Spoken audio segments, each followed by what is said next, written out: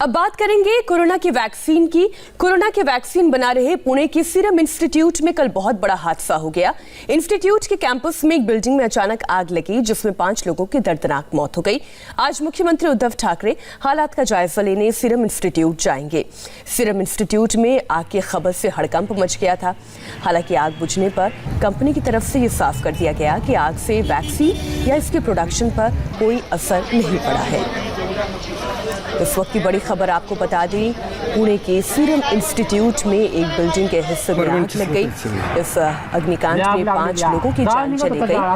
आज खुद नुकसान और इस पूरे हादसे का जायजा लेने के लिए मुख्यमंत्री उद्धव ठाकरे पहुंचने वाले हैं।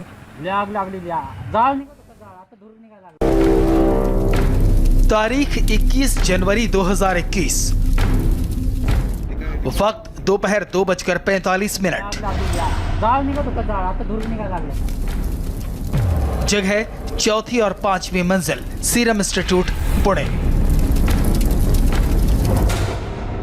सीरम इंस्टीट्यूट में फैली आग और धुएं के इस गुबार ने कुछ ही मिनटों में 5 लोगों की जान ले ली। जिस बिल्डिंग में आग लगी थी उसके 5वें फ्लोर से शव निकाले गए हैं।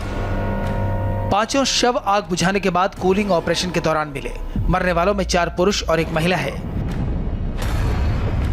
आग जिस बिल्डिंग में लगी वहां रेनोवेशन का काम चल रहा था।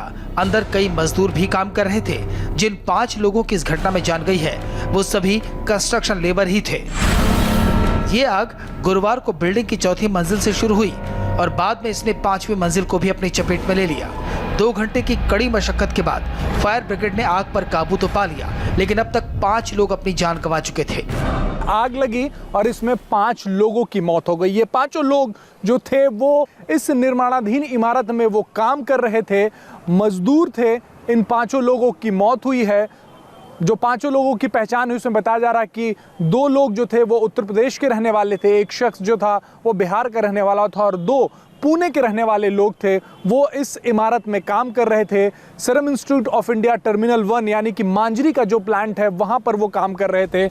पुणे के सीरम इंस्टीट्यूट में इस हादसे पर राष्ट्रपति और पीएम मोदी ने दुख जताया।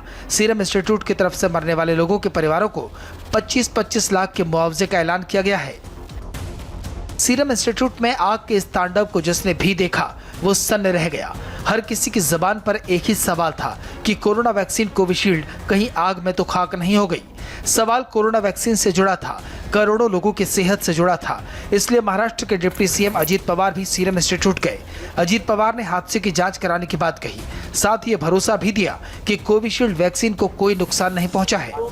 आग कैसे लगी, ये वहाँ कुछ वेल्डिंग का काम चालू था या अलग कुछ काम चालू था या किसी ने कुछ वहाँ डाला था या शॉर्ट सर्किट हुआ था, क्योंकि ऐसा भी बता रहे हैं कि पहले लाइट गई और लाइट जाने के बाद फिर आग लगी।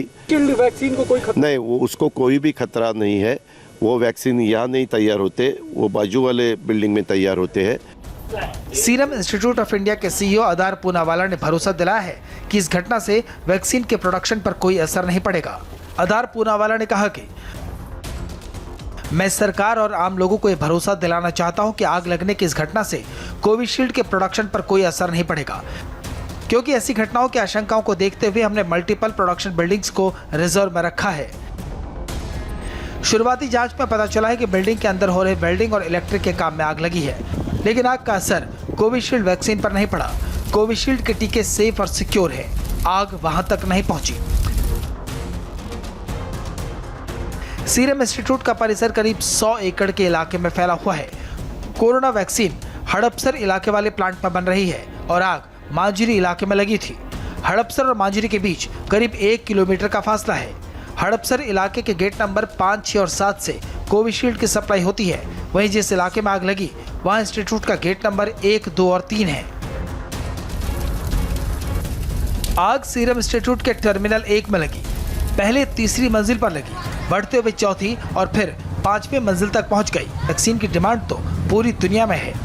ज्यादातर देश कोविशील्ड वैक्सीन की ही मांग कर रहे हैं। पड़ोसी देशों को भी कोरोना की जो वैक्सीन भेजी गई है वो कोविशील्ड ही है।